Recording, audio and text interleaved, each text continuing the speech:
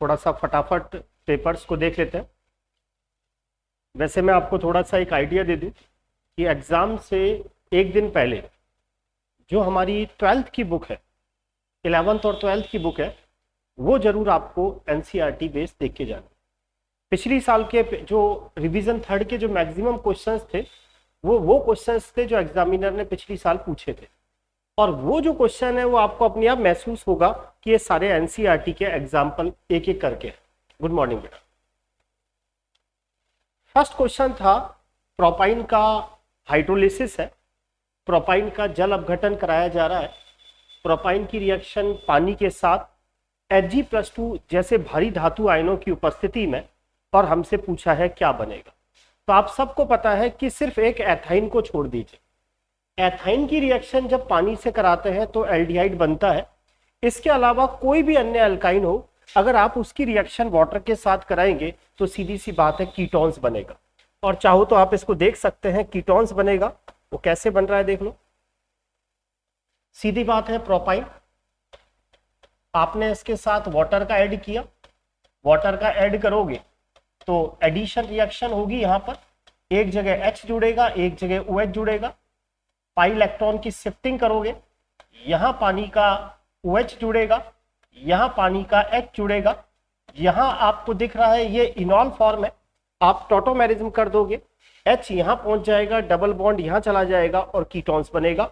और मोटी सी बात याद रखनी है कि एथाइन की रिएक्शन जब वाटर से कराते हैं तब तो एल्डिहाइड बनता है। इसके अलावा किसी भी एल्काइन की रिएक्शन पानी के साथ अगर आप कराओगे तो सीधी सी बात है कीटोन्स बनेगा। नेक्स्ट क्वेश्चन अच्छा क्वेश्चन है, ये वही एनसीईआरटी की बुक्स का एग्जाम्पल है जो पिछली साल आपसे फर्स्ट ग्रेड में पूछा गया। साइक्लोहेक्सीन की रिएक्शन ब्रोमीन के साथ सूर्य के पराबैंगनी प्रकाश की उपस्थिति में। तो जनरली हमें यह याद रहता है कि एल्कीन इलेक्ट्रोस्नेही योगात्मक अभिक्रिया दिखाते हैं, लेकिन यहां पर जो रिएक्शन है ये मुक्त मूलक प्रतिस्थापन अभिक्रिया है। एल्कीन की रिएक्शन जब हैलोजेंस के साथ कराते हैं सूर्य के पराबैंगनी प्रकाश की उपस्थिति में, तो ये एक तरीके की मुक्त मूलक प्रतिस्थापन अभिक्रिया होती है। एलिलिक हाइड्रोजन का सब्स्टिट्यूशन होता है किसके द्वारा? हैलोजेंस के द्वारा। अब आप सबको पता है एलिलिक हाइड्रोजन क्या होता है। ये sp2 जो कार्बन है, इससे जुड़ने वाला जो कार्बन है sp3 संकृत कार्बन, इससे जुड़ने वाली हाइड्रोजन एलिलिक हाइड्रोजन होती है। हैलोजन क्या करता है? एलिलिक हाइड्रोजन को सब्स्टिट्यूट करता है और फाइनली आपका क्या बनता है? एलिलिक हैलाइड बनता है। इसीलिए आरपीएससी ने इसका आंसर फर्स्ट माना कि साइक्लोहेक्सीन की रिएक्शन अगर हम ब्रोमीन के साथ करें तो क्या बनता है? एलिलिक हैलाइड्स बनते हैं। बहुत अच्छी रिएक्शन है स्वाट रिएक्शन, एनसीईआरटी में डायरेक्ट दी हुई ये रिएक्शन है। स्वाट रिएक्शन क्या है? स्वाट रिएक्शन एक ऐसी रिएक्शन है जिसके द्वारा आप एल्किल फ्लोराइड बनाते हो। एल्किल फ्लोराइड बनाने का एक मेथड होता है, इसमें एल्किल क्लोराइड या एल्किल ब्रोमाइड की अभिक्रिया धात्विक फ्लोराइड्स के साथ की जाती है। वापस सुने, स्वाट रिएक्शन क्या है? एल्किल फ्लोराइड को बनाने का एक मेथड है स्वाट रिएक्शन, जिसमें एल्किल क्लोराइड या एल्किल ब्रोमाइड की अभिक्रिया धात्विक फ्लोराइडों के साथ कराते हैं। जैसे यहाँ AgF दे रखा है, आप यहाँ कोबाल्ट फ्लोराइड भी ले सकते हो, यहाँ मर्क्यूरस फ्लोराइड भी ले सकते हो। सब्स्टिट्यूशन रिएक्शन होगी, ब्रोमाइड की जगह यहाँ फ्लोराइड आता है। ये रिएक्शन क्या कहलाती है? स्वाट रिएक्शन कहलाती है। इसी हिसाब से जब आप पढ़े तो ध्यान रखें फिंकलेस्टाइन रिएक्शन भी पढ़े। जब भी आप एनसीईआरटी के एग्जाम्पल्स को देखें तो स्वाट रिएक्शन के ऊपर फिंकलेस्टाइन रिएक्शन भी लिखी हुई है। हो सकता है इस साल स्वाट रिएक्शन पूछी जाए, पूछी गई है पिछली साल, तो हो सकता है इस साल आपसे फिंकलेस्टाइन रिएक्शन पूछी जाए। निम्न में से आप अल्कोहल की वाष्प को कॉपर ट्यूब से पास कर रहे हैं। अच्छी रिएक्शन है, पिछली बार भी फर्स्ट ग्रेड में पूछी गई। 1 डिग्री अल्कोहल की वाष्प कॉपर ट्यूब से आप पास करते हैं 573 केल्विन पर। देखते ही समझ में आ जाना चाहिए विहाइड्रोजनीकरण रिएक्शन, डिहाइड्रोजनेशन रिएक्शन है। एक हाइड्रोजन इसका और एक हाइड्रोजन इसका, एल्डिहाइड बनता है। याद करें 1 डिग्री अल्कोहल का डिहाइड्रोजनेशन करने पर एल्डिहाइड बनता है, 2 डिग्री अल्कोहल का डिहाइड्रोजनेशन करने पर कीटोन बनता है, और 3 डिग्री अल्कोहल का डिहाइड्रोजनेशन नहीं होता। बल्कि उसका निर्जलीकरण होता है और उससे एल्कीन्स बनती है। यहां आपको दिख रहा है ये 1 डिग्री अल्कोहल है तो 3 कार्बन वाला एल्डिहाइड बन जाएगा। यहां 1 डिग्री अल्कोहल है 2 कार्बन वाला एल्डिहाइड बन जाएगा। और यहां आपको दिख रहा है ये 2 डिग्री अल्कोहल है, इससे कीटोन बन जाएगा। 3 डिग्री अल्कोहल का डिहाइड्रोजनेशन नहीं होता। 3 डिग्री अल्कोहल को जब आप कॉपर ट्यूब से पास करोगे तो किसी तरह का एल्डिहाइड और कीटोन प्राप्त नहीं होगा। 1 डिग्री अल्कोहल से एल्डिहाइड और 2 डिग्री अल्कोहल से क्या प्राप्त होते हैं, कीटोन्स प्राप्त होते हैं।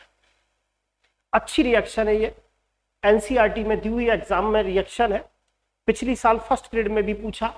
बार बार आपको बोल रहा हूं, एग्जाम जिस दिन हो आपका 16-17 तारीख को, तो आपको जो 1-2 दिन का टाइम मिले उसमें पूरी एनसीईआरटी जरूर पढ़ के जाए, उसकी सारी रिएक्शंस को जरूर पढ़ के जाना है। आपको अपने आप लगेगा कि कम से कम ज्यादा तो नहीं 25 से 30 क्वेश्चन डायरेक्ट 11th-12th की एनसीईआरटी से आपको मिल जाएंगे। इनऑर्गेनिक ऑर्गेनिक दोनों को पढ़ के जाए। एनसीईआरटी का तात्पर्य जो इस समय राजस्थान बोर्ड की बुक चल रही है वो है, ये रिएक्शन एक स्टीफन रिएक्शन का मॉडिफिकेशन है। इसमें क्या करते हैं, ये स्टीफन रिएक्शन का ही मॉडिफिकेशन है। इसके अंदर क्या करते हैं, आपका डाई आइसोब्यूटिल एल्युमिनियम हाइड्राइड और साथ में हाइड्रोलिसिस कराते हैं और उससे क्या होता है, इसके अंदर जो ये साइनाइड ग्रुप है ये किसके अंदर बदल जाता है, एल्डिहाइड में बदल जाता है। ध्यान रखें, ये एक तरीके का स्टीफन रिएक्शन है। स्टीफन रिएक्शन का मॉडिफिकेशन है, अपन स्टीफन रिएक्शन नहीं बोलेंगे, स्टीफन रिएक्शन का मॉडिफिकेशन बोलेंगे। इसके अंदर क्या होता है, साइनाइड ग्रुप को एल्डिहाइड ग्रुप में बदला जाता है। साइनाइड ग्रुप को एल्डिहाइड ग्रुप में बदलने के लिए आप काम में लेते हो डाई आइसोब्यूटिल एल्युमिनियम हाइड्राइड काम में लेते हैं। सबसे पहले ये इमीन में बदलता है, CN कन्वर्ट होता है CS डबल बॉन्ड NH के अंदर इस तरह से, और फिर हम उसका क्या करा लेते हैं, हाइड्रोलिसिस करा लेते हैं। और हाइड्रोलिसिस कराने के बाद आपको पता है एल्डिहाइड और साथ में क्या बनता है, अमोनिया बनता है। एनसीईआरटी में डायरेक्ट एग्जांपल दे रखा है, हूबहू ऐसा कि ऐसा एग्जामिनर ने पिछली साल उतारा। ध्यान रखें, CN किस में कन्वर्ट होता है, CHO। एग्जाम पिछली साल फर्स्ट ग्रेड का एग्जाम्पल, एनसीईआरटी का direct example side chain reaction है। टोलुइन की रिएक्शन क्लोरीन के साथ इस तरह से, यहां मुक्त मूलक प्रतिस्थापन अभिक्रिया होती है क्लोरीन के साथ। सूर्य का पराबैंगनी प्रकाश, सबसे पहले बनता है बेंजिल क्लोराइड,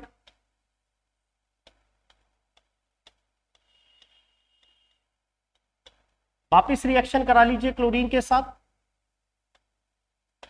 वापिस सब्स्टिट्यूशन रिएक्शन हो जाती है, H बाहर निकलता है, Cl जुड़ता है और बनता है बेंजल क्लोराइड।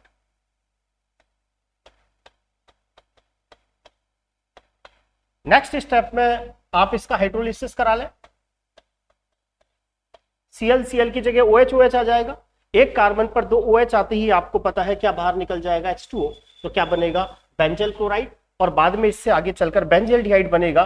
Cl की जगह OH लगा देंगे, एक कार्बन पर 2 OH आते ही आपको पता है H2O बाहर और बेंजल्डिहाइड बनता है। बहुत अच्छी रिएक्शन है, डायरेक्ट आपसे पूछी गई एटार्ड रिएक्शन। अब आप सबको पता है एटार्ड रिएक्शन में क्या होता है, जो टोलुइन है, टोलुइन पहले हम इसका ऑक्सीडेशन कराते हैं क्रोमिल क्लोराइड से। टोलुइन का ऑक्सीडेशन कराया जाता है क्रोमिल क्लोराइड से, एक क्रोमियम का कॉम्प्लेक्स बनता है और उसका फिर हम हाइड्रोलिसिस कराते हैं। तो फाइनली जो CH3 ग्रुप है वो किसके अंदर कन्वर्ट हो जाता है, CHO में। इस रिएक्शन को एटार्ड रिएक्शन कहा जाता है। और क्वेश्चन ये पूछा गया कि जो टोलुइन है उसको पहले तो टोलुइन की रिएक्शन किसी रिएजेंट से करा रहे हैं, फिर हम उसका हाइड्रोलिसिस करा रहे हैं, इसका CH3 ग्रुप CHO में कन्वर्ट हो रहा है। तो यहाँ रिएजेंट कौन सा मिलाया जाता है, तो आप सबको याद आ जाना चाहिए क्रोमिल क्लोराइड। इनमें से किसका बॉइलिंग पॉइंट सबसे ज्यादा होगा, तो आप सबको पता है बॉइलिंग पॉइंट इस बात पे डिपेंड करता है कि मॉलिक्यूल्स के बीच में फोर्स कैसे है। ये एल्डिहाइड है, ये अल्कोहल है, ये एल्केन है, ये एल्केन है। एल्डिहाइड के अणुओं के बीच में वान डेर वाल फोर्स, ईथर के अणुओं के बीच में वान डेर वाल फोर्स, एल्केन के अणुओं के बीच में वान डेर वाल फोर्स, लेकिन अल्कोहल के अणुओं के बीच में आप सबको पता है हाइड्रोजन बॉन्डिंग, इसीलिए इसका बॉइलिंग पॉइंट सबसे ज्यादा है। बहुत अच्छा क्वेश्चन पूछा, एनसीईआरटी बेस्ड सारे के सारे क्वेश्चन। CO ग्रुप है, उसको आप CH2 में बदलना चाहते हैं, थोड़ा सा फास्ट लेंगे क्योंकि अब आपके पास भी टाइम नहीं है और आप भी जल्दी जल्दी वीडियोस को देखें, इतना ही टाइम है आपके पास। CO ग्रुप को अगर आप CS2 ग्रुप में बदलना चाहते हैं तो एक तो क्लीमेंसन अपचायक काम आता है, और क्लीमेंसन अपचायक आप सबको पता है जिंक मरकरी और साथ में क्या होता है कंसंट्रेट HCl होता है। यहाँ हम वोल्फ किस्टनर अपचन भी काम में ले सकते हैं, हाइड्रोजीन के साथ बेसिक मीडियम काम में लेंगे तो भी CO किसके अंदर कन्वर्ट होगा CS2 में।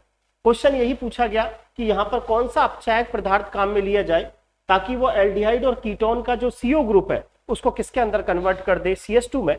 तो CO ग्रुप को CS2 में कन्वर्ट करने का काम जिंक मरकरी और कंसंट्रेट HCl एक तो ये काम करेगा जिसे आप क्लीमेंसन अपचायक कहते हैं, और दूसरा आपको पता है वोल्फ किस्टनर अपचन करेगा हाइड्रोजीन के साथ बेसिक मीडियम।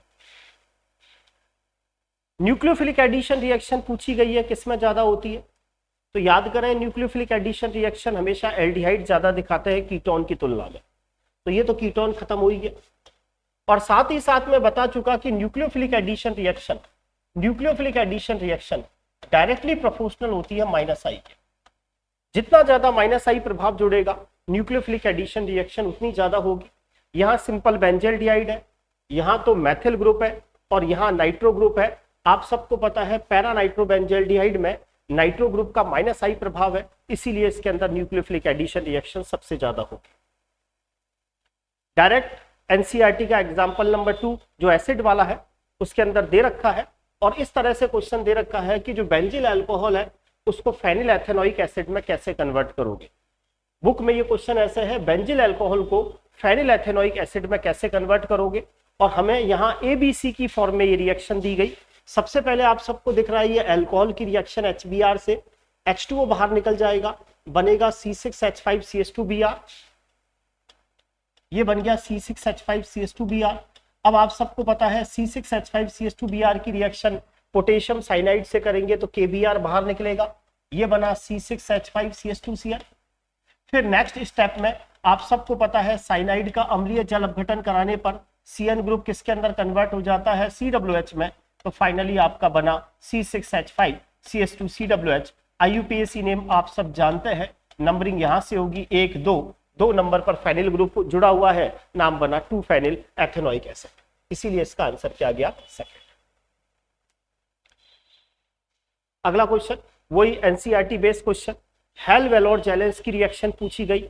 हेल-वेलोर जेलेंस की रिएक्शन आप सबको पता है कार्बोक्सिलिक एसिड दिखाते हैं, वो कार्बोक्सिलिक एसिड जिनमें अल्फा हाइड्रोजन पाया जाता है उनकी रिएक्शन हैलोजेंस के साथ लाल फास्फोरस की उपस्थिति में साथ में जल अपघटन कराने पर ये जो अल्फा हाइड्रोजन है यहाँ हटती है और यहाँ हैलोजन जुड़ेगा, हेल-वेलोर जेलेंस की रिएक्शन कहलाती है। इंपॉर्टेंट रिएक्शन है, लगातार एग्जामिनर 2 साल से 3 साल से लगातार इस रिएक्शन को पूछ रहा है, आपको अच्छे से याद होनी चाहिए। कार्बोक्सिलिक एसिड जब भी पढ़े हेल-वेलोर जेलेंस की रिएक्शन HVZ जरूर पढ़ लें। हेल-वेलोर जेलेंस की रिएक्शन अल्फा हाइड्रोजन्स का सब्स्टिट्यूशन होगा हैलोजेंस के द्वारा, बनेगा 1 2 3 4 2 क्लोरोब्यूटेनोइक एसिड, आंसर जाएगा। अगला क्वेश्चन, सीधी सी बात है कि निम्नलिखित में से किसका सोडियम लवण को हम सोडा लाइम के साथ गर्म करें और CO2 उत्पन्न होती हो। तो आप सबको पता है कार्बोक्सिलिक एसिड की रिएक्शन जब हम सोडा लाइम से करते हैं तो इसमें से CO2 गैस बाहर निकलती है, इसीलिए इसका आंसर थर्ड गया। नाइट्रोनियम आयन की जब उत्पत्ति होती है तो नाइट्रिक अम्ल किसका काम करता है? यहां पर नाइट्रीकरण से संबंधित रिएक्शन है। आप सबको पता है जो नाइट्रीकारक मिश्रण होता है उसके अंदर 2 चीजें काम में लेते हैं, एक तो HNO3 और एक H2SO4।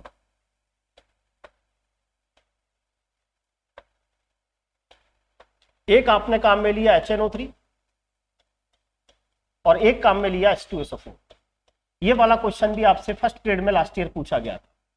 थोड़ा सा क्वेश्चन ये था कि बेंजीन का जब हम नाइट्रीकरण कराते हैं तो उसके अंदर नाइट्रिक एसिड किसका काम करता है, ये क्वेश्चन इस तरीके से पूछा गया था। अब आप सबको पता है बेंजीन का जब आप नाइट्रीकरण कराते हो, नाइट्रीकरण का मतलब नाइट्रो ग्रुप ही तो जोड़ना है, तो उस समय हमें नाइट्रीकारी मिश्रण HNO3 के साथ H2SO4 मिलाते हैं। H2SO4 प्रबल अम्ल है, प्रबल अम्ल है तो ये तो देगा H+ आयन, जब ये H+ आयन देगा तो ये किसका काम करेगा, ब्रोंस्टेंट अम्ल का काम करेगा। और ये जो HNO3 में जो ऑक्सीजन पर लोन पेयर है उस चक्कर में ये H+ किसके ऊपर अटैक कर देता है, इस ऑक्सीजन के ऊपर अटैक कर देता है। तो ये तो H प्लस दे रहा है, तो ये तो ब्रोंस्टेंट अम्ल का काम करेगा, ये H प्लस ले रहा है तो ये ब्रोंस्टेंट क्षार का काम करेगा। फाइनली इसमें से H2O बाहर निकल जाता है और क्या बन जाता है, NO2 प्लस बन जाता है, जो बेंजीन के ऊपर क्या करता है, अटैक करता है। इसीलिए इसका आंसर गया कि ये H प्लस दे रहा है तो ये तो ब्रोंस्टेंट अम्ल का काम करेगा, ये H प्लस ले रहा है तो ये ब्रोंस्टेंट क्षार का काम करेगा। अगला क्वेश्चन, इनमें से वो कौन सा एल्डिहाइड्स है जो फैलिंग विलियन के साथ लाल भूरा अवक्षेप नहीं देता? तो आप सबको पता है जो फैलिंग विलियंस होते हैं उनके साथ सारे एल्डिहाइड लाल भूरा अवक्षेप देते हैं, सिर्फ किसको छोड़कर, एरोमेटिक एल्डिहाइड्स को छोड़कर। इसीलिए इसका आंसर फर्स्ट गया। अगली रिएक्शन के अंदर सोडामाइड की रिएक्शन है डाइहलाइड्स के साथ, डाइहलाइड्स के साथ सोडामाइड की रिएक्शन इस तरीके से। सोडामाइड वी हाइड्रोहेलोजिनीकरण का काम करता है, HX को बाहर निकालता है, ये अल्फा ये बीटा, एक HCl निकला, एक HCl निकला और फाइनली आपका क्या बनेगा, एल्काइन। HBr के साथ रिएक्शन है एल्काइन की, सिंपल सी बात, HBr के साथ रिएक्शन। एल्काइन आप सबको पता है इलेक्ट्रो नहीं योगात्मक अभिक्रिया दिखाएगा, H plus Br minus shifting U plus minus C6H5 CBr double bond CS2, वापिस HBr का योग होगा मार्कोनिकॉफ के नियम से, जिसके ऊपर जो जुड़ा वही उसको जोड़ दीजिए वापिस, C Br Br और CS3।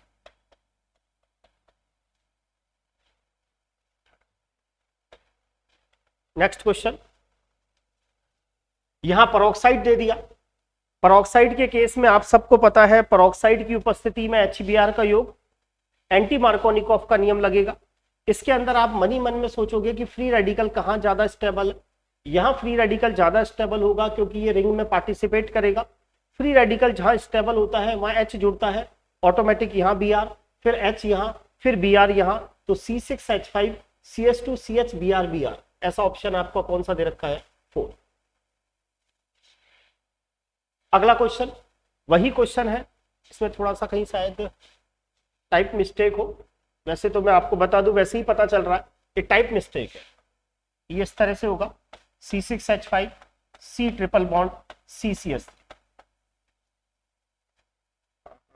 हाँ, इसको देखना पड़ेगा, शायद टाइप मिस्टेक हो सकती है इसमें, एक बार देख लेते हैं। वैसे भी पता चल रहा है, देखें वही अभी अभी बताया था, एल्काइन का जल अपघटन कराओगे तो फाइनली ये इस तरह से जल अपघटन कराओगे, तो अभी भी मैंने कहा कि सिर्फ एथाइन को छोड़ दीजिए, वो एल्डिहाइड बनाता है, शेष कीटोन बनाते हैं, H यहाँ OH यहाँ, फिर H यहाँ, फिर OH यहाँ, एक कार्बन पर 2 OH आते ही क्या बाहर निकाल दोगे, H2O, और फाइनली आपका क्या बन जाएगा, कीटोन्स बन जाएगा।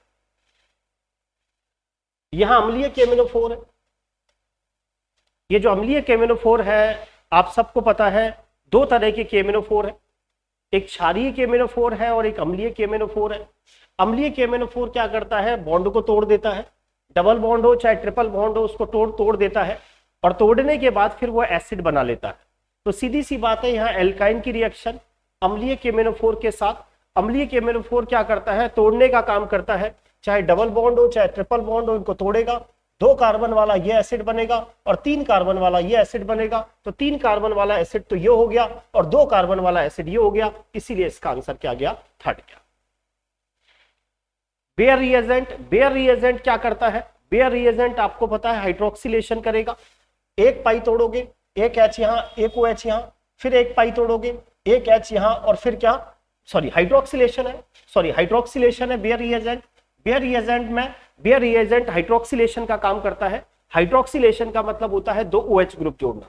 तो सीधी सी बात है, ये टूटेगा, एक OH यहाँ जोड़ोगे, एक OH यहाँ जोड़ोगे, फिर वापस एक और पाई तोड़ोगे, एक OH यहाँ जोड़ोगे, एक OH यहाँ जोड़ोगे, एक कार्बन पर 2 OH आते ही H2O निकल जाएगा, और फाइनली आपका क्या बनेगा, डाइकार्बोनिल कंपाउंड बनेगा। लेकिन अगर यहाँ अम्लीय केमिनोफोर लिखा हुआ होता तो आप इन दोनों बॉन्डों को तोड़कर इसको भी एसिड में बदल देते, इसको भी एसिड में बदल देते। लेकिन बेयर रिएजेंट हो तो ध्यान रखें, बेयर रिएजेंट क्या करता है, हाइड्रोक्सिलेशन का काम करेगा, एक पाई तोड़ा, एक OH यहाँ, एक OH यहाँ। जो रिएक्शन एल्कीन में एक बार होती है, अल्काइन में 2 बार होगी, फिर एक और पाई टूटेगा, एक OH यहाँ, एक OH यहाँ, एक कार्बन पर 2 OH आते ही H2O, एक कार्बन पर 2 OH आते ही H2O, डाई कार्बोनिल कंपाउंड बनेंगे। वही क्वेश्चन वापस, इनमें से कौन सी अभिक्रिया से कीटोन प्राप्त होगा? अल्कोहल, अम्लीय केमिनोफोर। अम्लीय केमिनोफोर तो रिएक्शन को एसिड पर रोकेगा, तो 2 कार्बन वाला एसिड बन जाएगा। अभी भी बताया ये 1 डिग्री अल्कोहल कॉपर की प्रेजेंस में, यहां से H2 बाहर निकलेगा, एल्डिहाइड बनेगा। ये क्वेश्चन अधूरा रह गया है, अधूरा रह गया है, कहीं ना कहीं अधूरा है। हाँ, ये जो इस थर्ड वाले ऑप्शन में ये इस तरह से मैं आपको बता दूंगी, CH3, CHOH और CS, ये इस तरह से थर्ड वाला। कॉपर 573 कैलोरी, समझ में आ गया होगा। डिहाइड्रोजनेशन होगा, H2 बाहर निकलेगी और कीटोन्स बनेगा। एल्डिहाइड को अम्ल क्लोराइड से प्राप्त करना है, अम्ल क्लोराइड एसिल क्लोराइड, इससे प्राप्त करना है एल्डिहाइड। तुरंत याद आ जाना चाहिए PDBSO4, और PDBSO4 आते ही तुरंत दिमाग में आ जाना चाहिए रोजरमुंडर रिएक्शन। ये कौन सी रिएक्शन की बात कर रहा है? रोजरमुंड रिएक्शन। अगला क्वेश्चन, अभी बताया नाभिक स्नेही योगात्मक अभिक्रिया कौन देते हैं? Nucleophilic addition reaction, directly proportional -I, और इनवर्स किसके? Steric hindrance. हमेशा नाभिक स्नेही योगात्मक अभिक्रिया एल्डिहाइड्स में ज्यादा मिलती है कीटोन से, सारे ही एल्डिहाइड है, और उन एल्डिहाइड में सबसे ज्यादा मिलेगी जिनमें स्टेरिक हिंड्रेंस सबसे कम होता है। तो आंसर क्या हो गया? 4। बेंजल्डिहाइड की रिएक्शन सांद्र QH के साथ, तुरंत दिमाग में आ जाना चाहिए कैनिजारो रिएक्शन है। ये रहा बेंजल्डिहाइड। कैनिजारो रिएक्शन वो एल्डिहाइड दिखाते हैं जिनमें अल्फा हाइड्रोजन एब्सेंट होता है, कंसंट्रेट बेस के साथ रिएक्शन करते हैं। याद आना चाहिए डिस्प्रपोर्शनेशन रिएक्शन का उदाहरण है, एक तो अल्कोहल बनता है और दूसरा एसिड में कन्वर्ट हो जाता है। 2 अणु पार्टिसिपेट करेंगे तो एक तो उतने ही कार्बन वाला अल्कोहल बन जाएगा और दूसरा क्या बन जाएगा? एसिड का सॉल्ट बन जाता है। अगली रिएक्शन देखते ही समझ में आ जाना चाहिए, बेंजल्डिहाइड की रिएक्शन एसिटिक एनहाइड्राइड्स के साथ है और दिख रहा है अल्फा बीटा असंतृप्त अम्ल बन रहे हैं।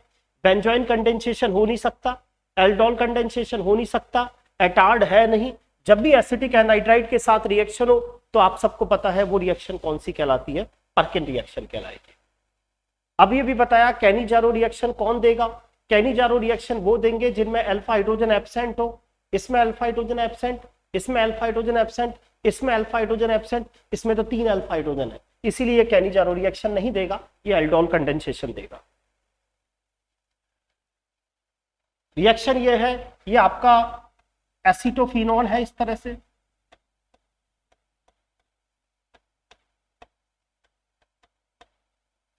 रिएक्शन करा रहे हो आप ब्रोमीन के साथ। बेस देखते ही समझ में आ जाना चाहिए, ये तो मैथिल कीटो ग्रुप है। जिनमें मैथिल कीटो ग्रुप हो, हेलोजन और बेस के साथ रिएक्शन आप सबको पता है हेलोफॉर्म रिएक्शन। हेलोफॉर्म रिएक्शन में याद आ जाना चाहिए, इसको तोड़ा, इसको तो बदल दोगे हेलोफॉर्म में, तो ये तो बन गया CHBr3, और जो रिमेनिंग है वो आप सबको पता है सोडियम सॉल्ट बन जाएगा C6H5COONA। हेलोफॉर्म अच्छे से रट के जाए, हेलोफॉर्म अच्छे से रट के जाए, कैनिजारो अच्छे से रट के जाए, एल्डोल कंडेंसेशन अच्छे से रट के जाए, पर्किन रिएक्शन अच्छे से कट के जाए। समझ में आ गया होगा। थर्ड, अगला क्वेश्चन, इस क्वेश्चन को थोड़ा सा आंसर की मदद से मैं आपको बता देता हूं। सेकंड, वहां आंसर की मदद से करना, थोड़ा सा सेकंड आंसर है। ओजोनोलिसिस करोगे पहले, यहां से तोड़ दो तो ये चीज ऐसे बनेगी CH3 CO CH2 फिर CH2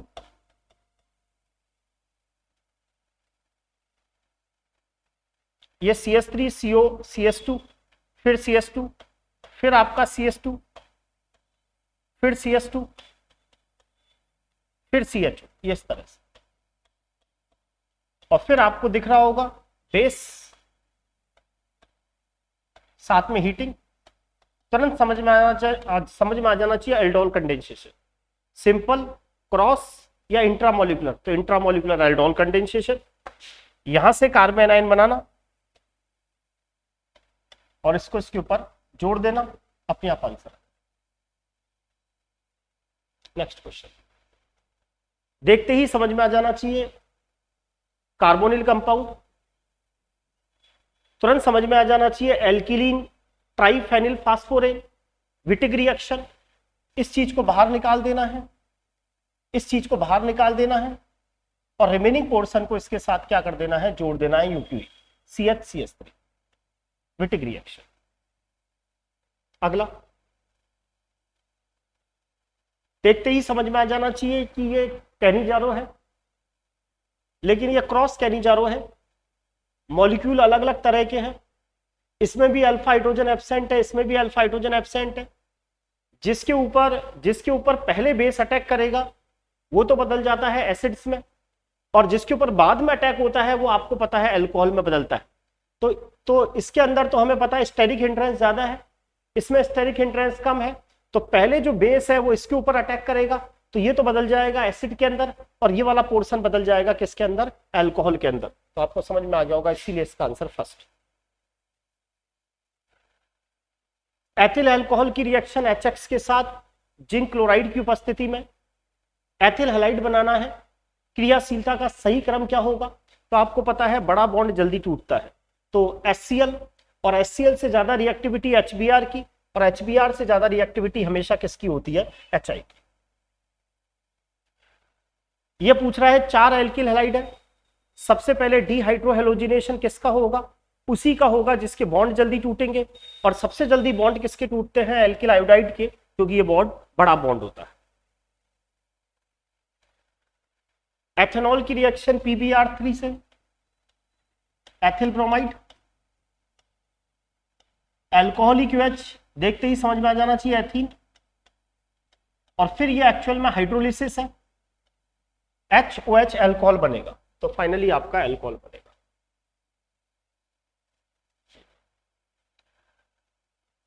ये ईथर की रिएक्शन है, ये ईथर, जब ईथर के साथ 1 डिग्री, मतलब जब ईथर के साथ 1 डिग्री या 2 डिग्री एल्किल जुड़ रहा हो, तो उस समय बॉन्ड यहां से तोड़ना होता है, ये प्लस का, ये माइनस का, यहां तो जुड़ जाएगा H प्लस I माइनस, तो यहां तो जुड़ा I, तो एक तो बना मेथिल आयोडाइड, ये रहा, और ये रिमेनिंग वाला पोर्शन बदल जाएगा अल्कोहल।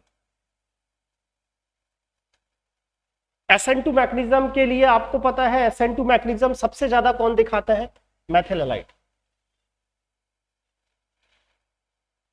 निम्न ईथरों में से कौन सा गर्म करने पर मेथिल अल्कोहल बनाएगा, देखो अभी अभी बताया कि जब इधर मेथिल और इधर एक तरीके का ये सेकेंडरी एल्किल है, तो फिर आप तोड़ोगे यहां से प्लस माइनस, अब यहां तो I जुड़ेगा, यहां H जुड़ेगा, जब आपको दिख जाए यहां 3 डिग्री एल्किल है, तो उस समय SN1 मैकेनिज्म होती है, वो यहां से टूटता है प्लस और माइनस, तो यहां तो जुड़ेगा क्या, यहां तो जुड़ेगा I और यहां जुड़ेगा H, तो इसका आंसर क्या हो जाएगा, सेकंड।